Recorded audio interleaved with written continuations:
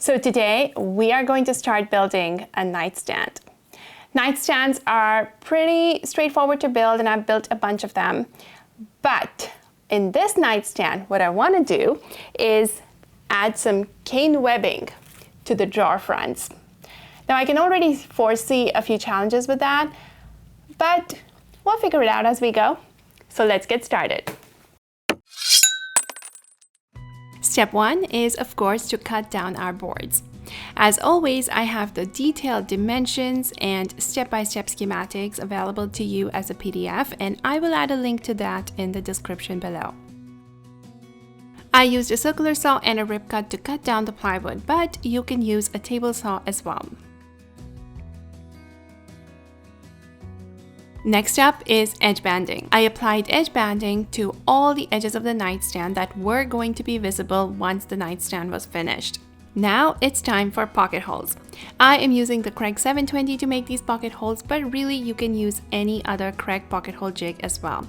The plywood is 3/4 inches thick, so my drill bit collar is set at 3/4 inches. The Craig 720 automatically sets the drill guide height to 3/4 inches, but if you were using a different Craig jig, make sure to set it up at 3/4 inch as well. Alright, now let's go ahead and put it together. Of course, I'm using wood glue and pocket hole screws to attach the sides to the top as well as the base. If you notice, there is a little offset on the front of the nightstand, and this is so we can accommodate the overlay drawer faces. As you are attaching, you want to make sure that all the edges are well aligned, and lots of clamps definitely help in this situation.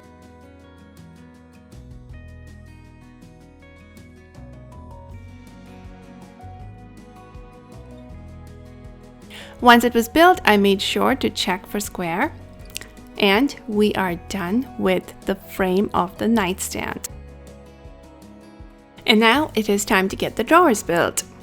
There are many different ways of building a drawer, and I decided to go for the inset base version, which is something I've started doing recently, and I really like this method. But you do not need to use a table saw for this. You can easily build drawers with just pocket hole screws and attach the base on the bottom. In fact, my next video is going to be showing you how to build drawers 3 different ways. So be sure to hit subscribe so you don't miss that video. Once the drawers were built, I went ahead and attached the drawer slides inside of the nightstand. The bottom drawer slide is super easy to attach, and I just used a scrap 2x4 to support it. Once again, I will be talking about everything from building the drawers to installing them in my next video, so stay tuned. For the top drawer slide, I used the Craig drawer slide jig to support the drawer slide as I attached it. And that is it. Now let's get the drawer faces on. So this is the largest lid I have, and I think it's way too small. It's not gonna work. So we're going to actually do it the scientific way, or the right way, and actually draw a circle with a thread and pencil. So I've got both my drawer faces, and I have measured and marked the center point right here. Now I gotta put the nail right here at the center point. Now I don't want to put it on these boards, so what I'm going to do is I'm actually going to put it on my workbench right here. I'm going to line up the boards so the center points line up with the nail. Do go in just a little bit more. There you go. Now I'm just going to go ahead and tie this. No, let's tie this to the pencil first. Now I want it to be about that much, so I think that's a good length. So I'm gonna tie that up here. I'm not gonna lie, it took me at least a few tries to get the circle just right. And I needed at least 1 inch on the top and the bottom of the circle for the cutout. I used my jigsaw to cut out the circle. I am using the top and bottom cut blade, and if you don't know what I'm talking about, be sure to watch my jigsaw video where I shared my favorite blade that gives me the cleanest finish on both faces of the board. And we have our 2 drawer faces. Now the next step is to attach the cane webbing, and to do that I am going to create a rabbet all around this opening. And a rabbet is essentially, I'm going to create a step so that the cane webbing can sit inside, so we have a flat surface attaching to the drawer box. To do that, I'm going to be using a palm router and a rabbeting bit. Now with the rabbeting bit, I already have it in my router, and it comes with a bunch of different sized bearings, and I'm using the smallest bearing so I get the deepest step so I can accommodate my staple gun.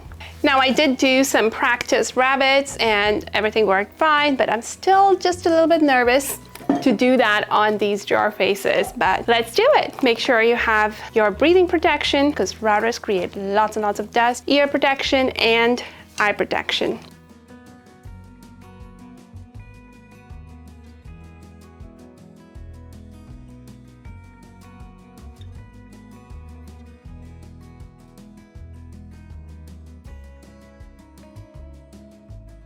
Now it's time to paint, but I made sure to protect the installed drawer slides. I used my paint sprayer to apply 2 coats of gray primer, and then I applied 2 coats of black paint. Next step is the cane webbing.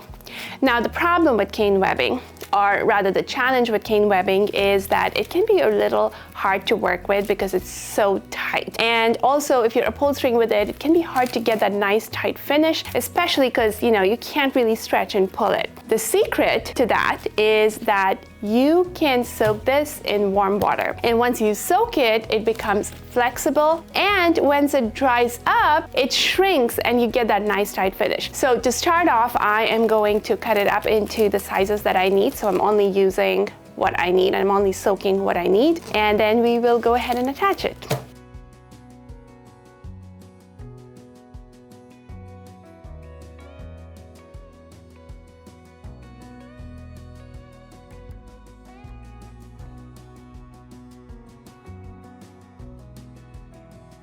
While the cane was soaking, I went ahead and attached the legs.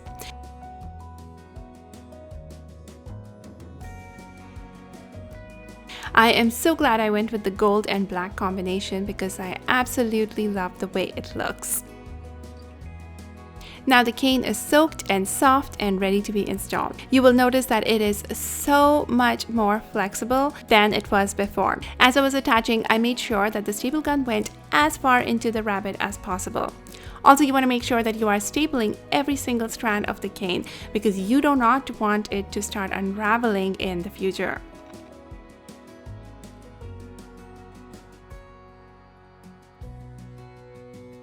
After it's installed, I used a sharp utility knife to cut off all the excess. And that is it. Now let's attach these to the drawers. Now to attach this, the challenge is to make sure that it stays aligned as I open the drawer and add screws from the inside. Now to do that, I use hardware screws to attach it, but we don't have hardware up here. I could use finish nails to attach it temporarily, but I'm not a big fan of that right now. I don't want holes in this. So what I'm going to do is I'm going to use some hot glue to hold it in place temporarily. The great thing about hot glue is that it is flexible for a short time, so you can move and align your drawer front. But then it dries up pretty fast and holds the drawer front in place, so you can easily pull it out and attach countersunk screws from the inside. For the top drawer, I realized that I put too much hot glue and that it actually glued itself to the frame. And when I pulled it off, I made a mess. But that's okay, nothing that cannot be cleaned up.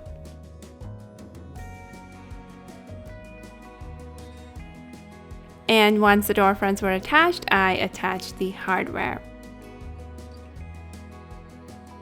So here's the nightstand. I am so excited with how it turned out. I will add a link to the detailed plans in the description below. Working with cane is a lot of fun, and if you have been thinking about it, I highly recommend trying it out. The cane has now dried up and it's nice and tight, and I absolutely love the way it turned out. So if you want another cane project idea, I have a cane chair that I built last time that you can take a look at right here. Or if you want other beginner-friendly furniture project ideas, I have lots and lots of them in this playlist right here. And if you're not already, be sure to hit subscribe because I have a lot of fun projects coming very soon. Bye!